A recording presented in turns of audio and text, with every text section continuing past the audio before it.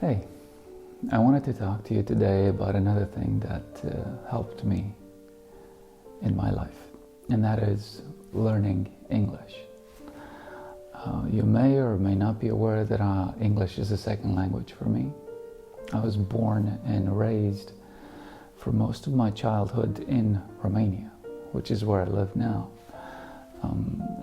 My parents and I emigrated to the States in 1991. And so I got to spend almost 20 years in the States. And I arrived there when I was almost 15 in my sophomore year of high school. As you can imagine, even given today's views in America towards immigrants, being a new immigrant to the States wasn't a particularly welcoming experience for me, or for my parents for that matter, or for most other people who've been immigrating to the States. And so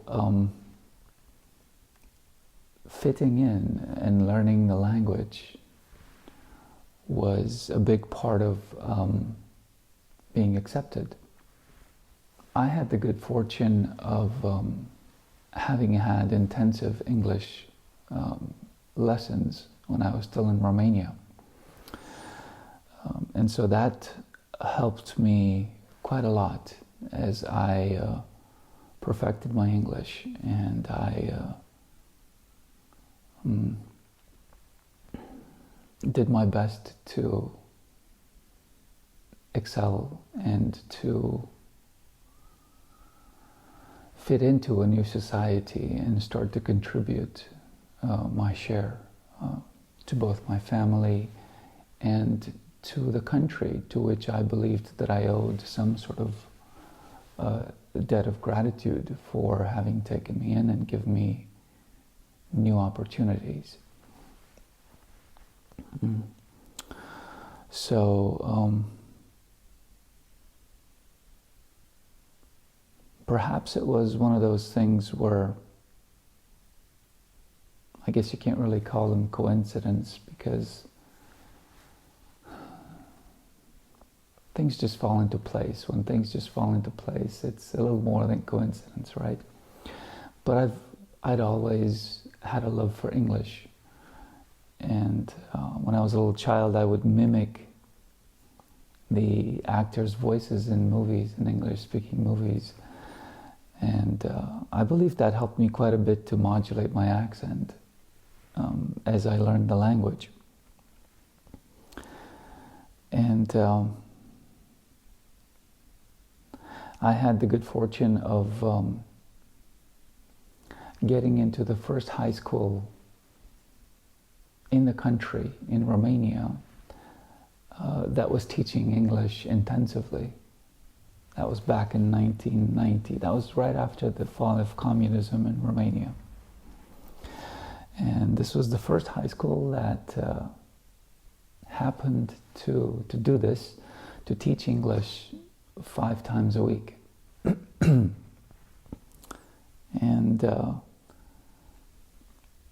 it was in a city called Cluj in Transylvania in Romania.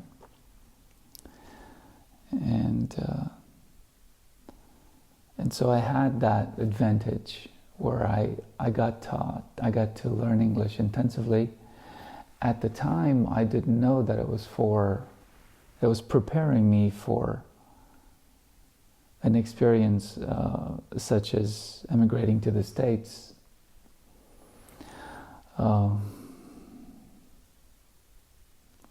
But as that possibility appeared during my freshman year of high school, then I ramped up my learning of the language to make sure that I knew it as well as I could before I got there. And sure enough, once I got to the States, I was able to write simple compositions in English. And from there on, it was a matter of applying myself to learning the language as best I could. And so in high school I took AP English courses. I actually moved from regular English courses to honors and then to AP English courses, and excelled in each one of them. And then in college, I began to love the English language so much that I decided to major in it. And so I changed my major from a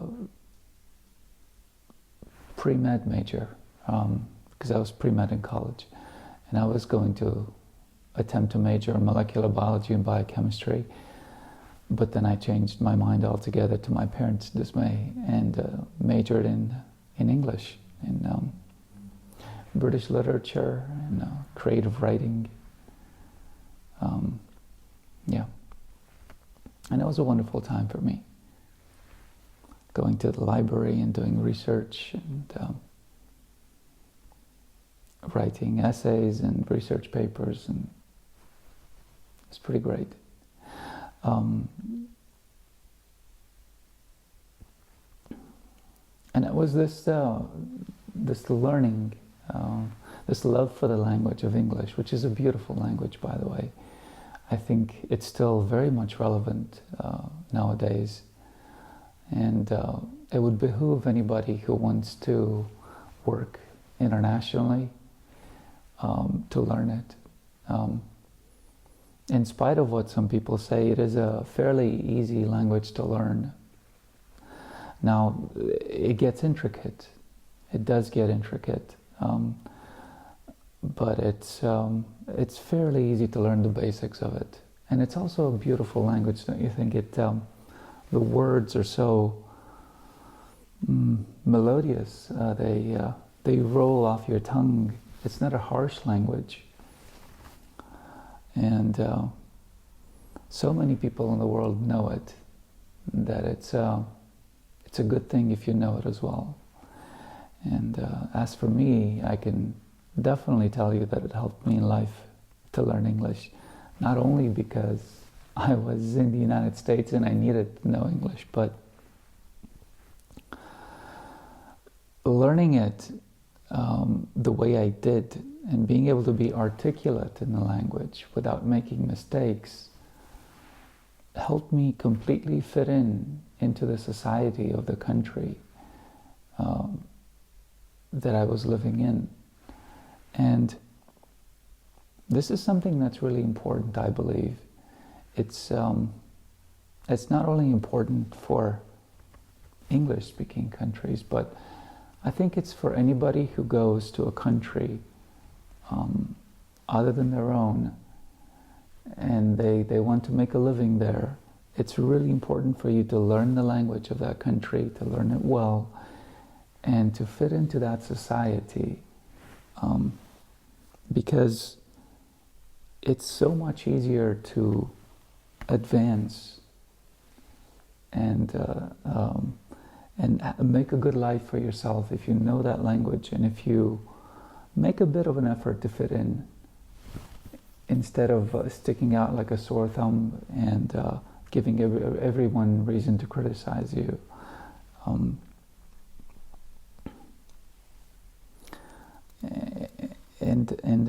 And I truly believe a lot of the tensions would be mitigated by the people who've emigrated learning the language, making an effort to learn the language of the country where they're in, and I'm not talking about just the States, and making an effort to fit into that society instead of trying to change that country into their old country, which they've just left for very good reasons.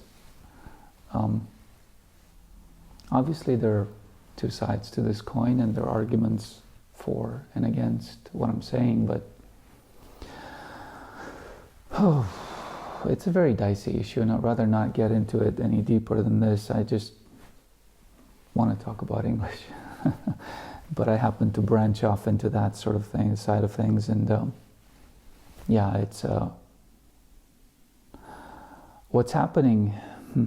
I will say this one more thing: what's happening in the States right now with immigration is unconscionable. what they're doing to the families and to the children is horrible, horrible. But this video is about English. This video is about English, and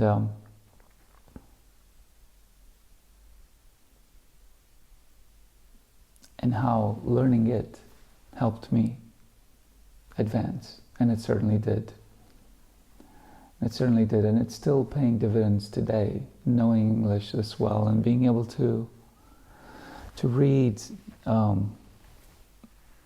research and articles and newspapers with the latest international news published in English, and keeping up with things that I want to keep up with because they're in English is a huge advantage.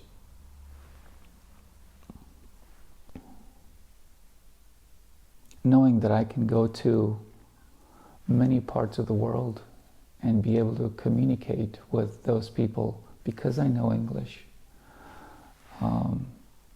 Even if it's just at a basic level, that's enough. You know, when you're traveling, you just need directions to a place here or there. You just need to say hi, hello, thank you. Most people will understand those words in English, and it's a huge advantage. So I wanted to encourage you. Obviously, if you're listening to this video and you're understanding it, you know English. But I wanted to encourage you to know it better. If there's a way you can improve your understanding of the language, then do it. It's worth it. It's got a wonderful history, and it's got some wonderful literature, and it's a good language to know. Yeah. And by all means, whatever country you may be in,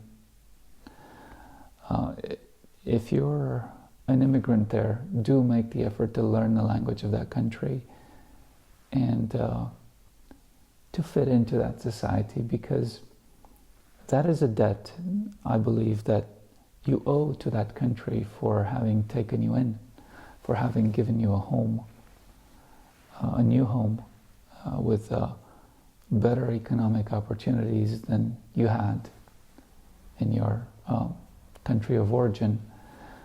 And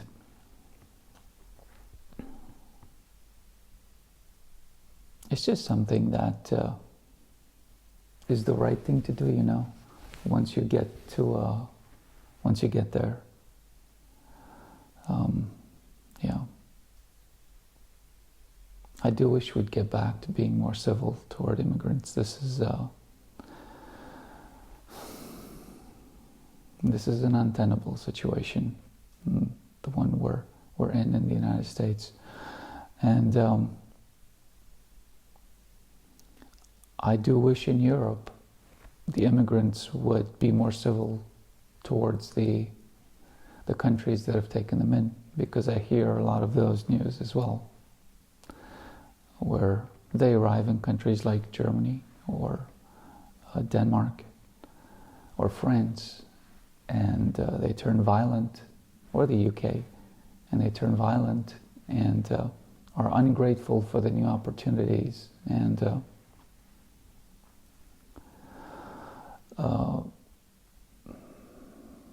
create social tensions in that society that make the people question why they were taken in the first place. And that's not appropriate. So, again, I've diverged from my subject, the subject of the video, but I do hope you'll take my comments in stride, and yeah, thank you for watching, and see you next time.